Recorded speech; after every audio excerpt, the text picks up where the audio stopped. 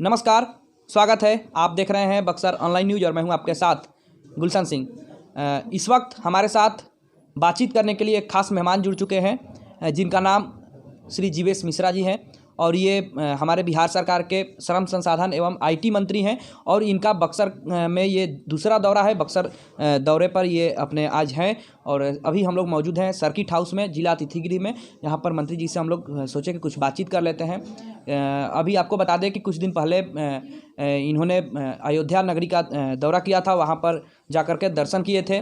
वहाँ पर अभी आज बक्सर दौरे पर हैं, तो हम लोग सोचे कि इनसे कुछ बातचीत कर लेते हैं। सबसे पहले तो मंत्री जी, हम आपको अपने चैनल में स्वागत करते हैं। जी नमस्कार, धन्यवाद। आपको भी बहुत बहुत धन्यवाद। जी, आपको विश्वामित्र की धरती, विश्वामित्र की तपोभूमि और श्री रामचंद्र के शिक्षा स्थली पर पूरे जिलेवासियों की तरफ से हम अपना अभिनंदन करते हैं, स्वागत करते हैं। सबसे पहले तो आज आपका जिले के वरीय पदाधिकारियों के साथ एक समीक्षा बैठक आपने की, क्या कुछ उसमें निर्देश दिए गए?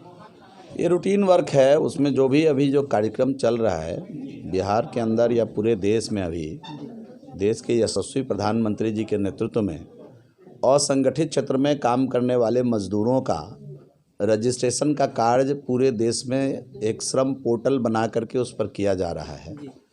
तो बिहार के अंदर भी इस काम को हम लोग जोरों शोरों से कर रहे हैं और इसी संबंध में अधिकारियों के साथ बैठ करके कि बक्सर में अभी तक ई श्रम पोर्टल पर कितने लोगों का निबंधन हुआ है जो असंगठित क्षेत्र में काम करने वाले मजदूर हैं।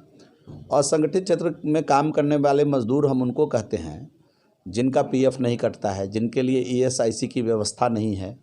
ऐसे मजदूर जो डेली वर्क में काम कर रहे हैं, डेली रूटीन से काम कर रहे हैं, इस प्रकार के सभी मजदूरों का निबंधन होना है श्रम पोर्टल के ऊपर।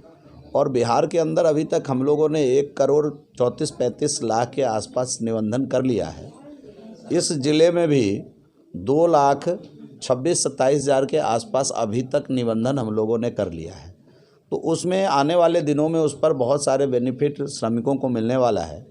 भगवान न करे कभी कुछ हो, लेकिन घटना घटित होने पर मृत्यु की स्थिति में उनके आश्रित को 2 लाख रुपये से देने का प्रावधान इस पोर्टल पर रजिस्टर्ड श्रमिक के लिए है। और अगर अस्थायी अपंगता की स्थिति बनती है तो 1 लाख रुपया सरकार तुरंत ऑनलाइन करके उनके खाते में भेजने का काम डीबीटी के माध्यम से करेगी।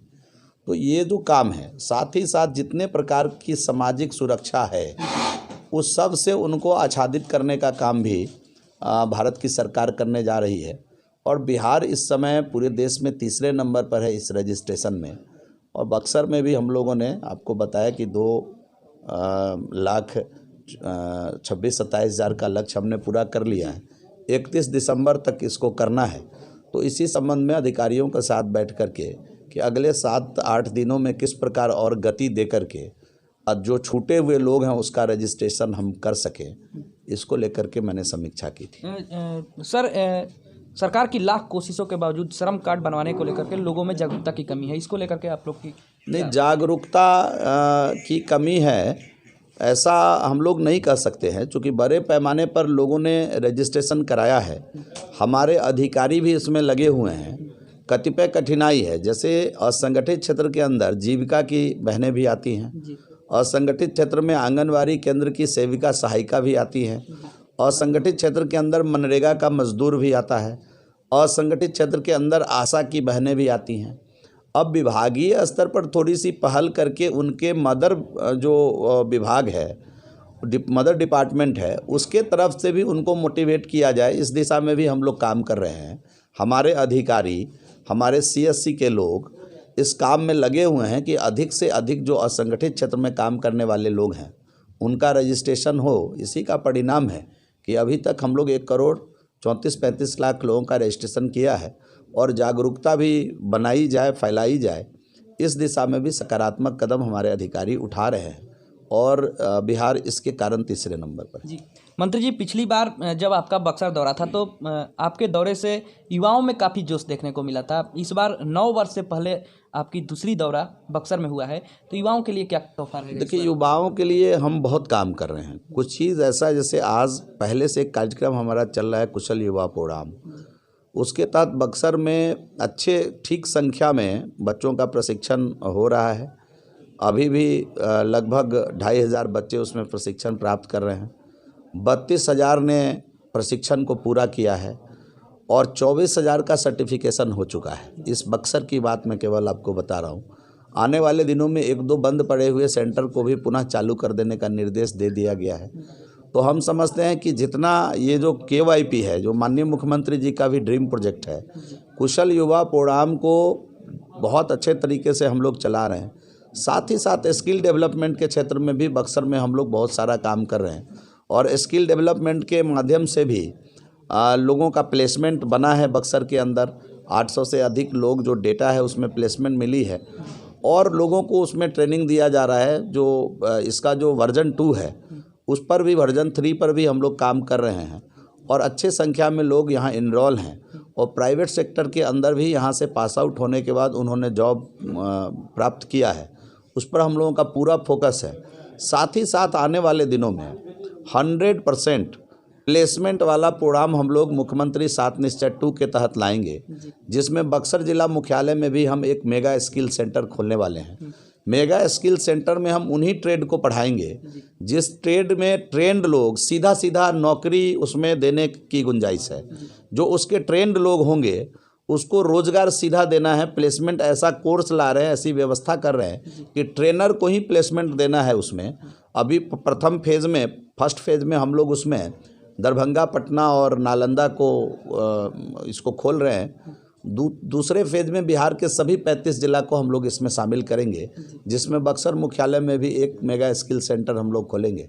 और आपको बताते हुए मुझे खुशी हो रहा है कि युवा किस प्रकार आत्मनिर्भर बने, युवा किस प्रकार नौकरी देने वाला मिले, इस दिशा में भी हम काम कर रहे हैं। और कहीं ना कहीं उस पर बक्सर के अंदर हम लोग उसको सेंटर ऑफ एक्सेलेंस ITI को, जो यहाँ का जो ITI है उसको सेंटर ऑफ एक्सेलेंस में तब्दील कर रहे हैं। और आपको जानकर अच्छा लगेगा कि 23 नए ट्रेड जिसका दुनिया भर में डिमांड है, जैसे रोबोटिक, 3D, इस प्रकार के 23 नए ट्रेड, नए वाहन आ रहे हैं इलेक्ट्रॉनिक्स वाले, उसके मैकेनिक्स की बहुत डिमांड है। ड्रोन का आज के समय में बहुत डिमांड है। इस प्रकार के नए तकनीक का चयन करके उस 23 ट्रेड में हम लोग टाटा टेक्नोलॉजी की मदद से एक सेंटर ऑफ एक्सेलेंस खोल के उसमें पढ़ाएंगे।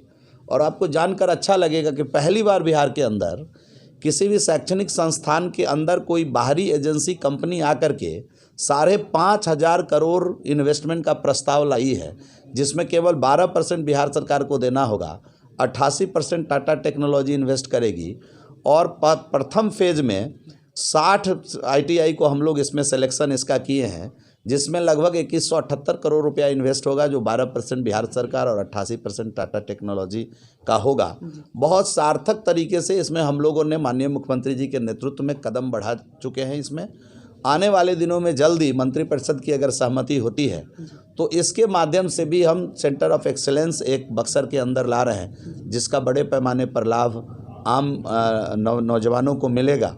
और उसमें जो ट्रेड में वो पढ़ाई करेंगे उस ट्रेड में सीधा प्लेसमेंट की व्यवस्था अभी टाटा टेक्नोलॉजी की मदद से, जो उनके अलायंस पार्टनर हैं, उनके अंदर उनको स्थापित करने का अवसर हम लोगों को मिलेगा। अच्छा, आपके प्रयासों से एक ITI जो है बनने को है वहाँ पर डुमरावन मंडल में शायद काम भी लग गया है। वो बन रहा है। हाँ, जो डुमराव में कब तक उससे लाभान्वित होंगे? वो ऐसा कि जो हम लोगों ने पूरा पैसा, जो भवन निर्माण विभाग है बिहार का, वो भवन निर्माण का काम वही करती है। ITI का निर्माण कार्य वही कर रही है। 80% निर्माण का काम उसका पूरा हो गया है। 20% तुरंत पूरा करके मई तक उनको डेडलाइन दिया गया है कि मई तक वो हैंडओवर करें। हम समझते हैं कि जून से पठन पाठन का कार्य डुमराव के ITI में बच्चों का प्रारंभ हो जाएगा। पाएंगे जी, आप अपना कीमती समय हमको दिए, इसके लिए आपको बहुत बहुत धन्यवाद। जी, बहुत बहुत धन्यवाद आपको भी, आपकी पूरी टीम को धन्यवाद।